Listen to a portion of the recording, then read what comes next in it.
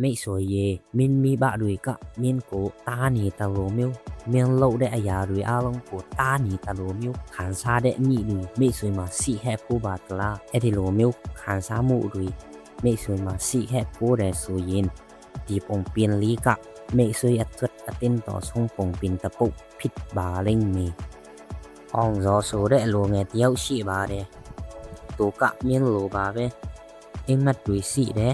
အောင်မြင်ချင်းတဲ့သူ့ဘဝကိုပြောင်းလဲပစ်ချင်းခဲ့တာဒါပေမဲ့သူ့စိတ်ထဲမှာအမြဲတမ်းရှိတဲ့အရာတစ်ခုတော့ရှိတယ်ငါလွတ်လပ်ချင်းတယ်သူ့မိဘတွေကိုသူချစ်ပါတယ်ဒါပေမဲ့တဟာတလီသူတို့ကိုနားမလဲဘူးမိဘတွေကသူ့ကိုစိတ်ပူတယ်အဲ့ဒါမလုပ်နဲ့ဒီလမ်းမကောင်းဘူးအလုပ်တစ်ခုတည်ငြိမ်အောင်လုပ်ဒါတွေကိုသူနားမထောင်ချင်ဘူးသူစိတ်ထဲမှာတခုပဲရှိတယ်သူတို့ငါ့ကိုနားမလဲနိုင်ဘူးတနေ့မှာတော့သူဆုံးဖြတ်လိုက်တယ်သူအိမ်ကနေထွက်သွားမယ်သူ့ဘဝကိုသူ့လက်နဲ့တည်ဆောက်မယ်ဆိုတဲ့ဆုံးဖြတ်ချက်ကိုပေါ့သူမိဘတွေကိုတက်တည်ပြမယ်ဆိုပြီးသူဆုံးဖြတ်လာတယ်အဲ့ဒီနေ့အမေမှာသူ့အမေကမြည်တယ်တာမင်းတကယ်တော့မလားသူခဏတိတ်တော့တယ်ဒါပေမဲ့သူပြန်ပြေးလိုက်တယ်ဟုတ်ပါတယ်တားတော့မှာပါအမေမျက်နှာပေါ်မှာစိတ်ပူမှုတွေနဲ့ပြင်းနေတယ်နောက်နေ့မနစ်မှာသူအင်ကနေထွက်သွားတယ်သူ့အမေကတခါစီမှာရက်နေတယ်ဘာမှမပြောဘူးဒါပေမဲ့အမေမျက်လုံးထဲမှာမပြောနိုင်တဲ့စကားတွေရှိနေခဲ့တယ်အောင်ရောနောက်ကိုမကြည့်တော့ဘူးအောင်ရောထွက်သွားတယ်အစမှာအရာလုံးကပျော်စရာပါပဲလွတ်လပ်မှုတွေရှိတယ်ဘယ်သူမှမပြောဘူးဘယ်သူမှမသားဘူးသူစိတ်ထင်တယ်လို့လုံနိုင်ခဲ့ပါတယ်ဒါပေမဲ့အချိန်တွေကြာလာတဲ့အခါမှာအခက်အခဲတွေစတင်လာခဲ့တယ်သူ့မှာပိုက်ဆံမလုံလောက်တော့ဘူးသူ့အလုပ်ကမတည်ငြိမ်ဘူးလူတွေကသူ့ကိုမကူညီချင်ကြဘူးသူတယောက်တည်းဖြစ်နေပြီညတွေမှာသူအိမ်မပြောနိုင်ဘူးသူအိမ်ပြန်ဖို့ကိုပြန်စဉ်းစားလိုက်တယ်သူအမေပြောခဲ့တဲ့စကားတွေကိုပြန်ကြားလိုက်တယ်တာအဲ့ဒီလမ်းမခက်ဘူးနော်ဆိုတဲ့သူအမေရဲ့စကားကိုသူပြန်ကြားလိုက်တယ်အဲ့ဒီအချိန်မှာပဲသူနားလည်လာတယ်သူအမေကသူ့ကိုတားတာမဟုတ်ဘူးကာကွယ်တာဆိုတာကိုပေါ့ဒါပေမဲ့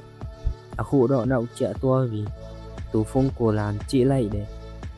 သူအမေကိုဖုန်းဆက်ချင်တယ်ဒါပေမဲ့မလုပ်ရဲဘူးဘာလို့လဲဆိုတော့သူအောင်မြင်မလာတီးလို့ပေါ့တနေ့မှာတော့သူအရန်ပင်ပန်းသွားတယ်သူအလုပ်ကနေထုတ်ခံလိုက်ရခဲ့တယ်သူ့မှာပိုက်ဆံလည်းမရှိတော့ဘူးသူတယောက်တည်းလမ်းပြီးမှထိုင်နေတယ်အဲ့ဒီအချိန်မှာသူ့စိတ်ထဲမှာစကားတစ်ခုပဲရှိခဲ့တယ်ငါအိမ်ပြန်ချင်တယ်ဆိုတဲ့စကားတစ်ခုသူ့စိတ်ထဲမှာရှိတယ်ဒါပေမဲ့သူအိမ်ပြန်မှာကိုသူကြောက်တယ်သူတို့ငါ့ကိုလက်ခံမလားဆိုပြီးသူစဉ်းစားတယ်လက်မခံနိုင်ဘူးလို့သူတွေးပြီးစဉ်းစားတယ်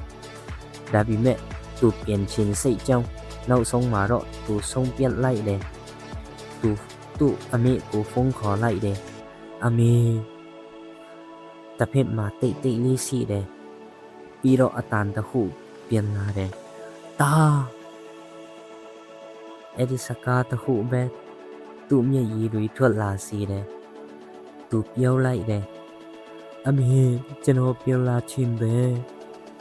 အမေကပြန်ပြောတယ်တာအင်ကအမေရှိပါတယ်အဲ့ဒီအချိန်ကသူ့ဘဝပြောင်းလဲသွားတယ်သူ့အိမ်ကိုပြန်သွားတယ်အမေကတခါစီသူ့ကိုဆောင်နေခဲ့တယ်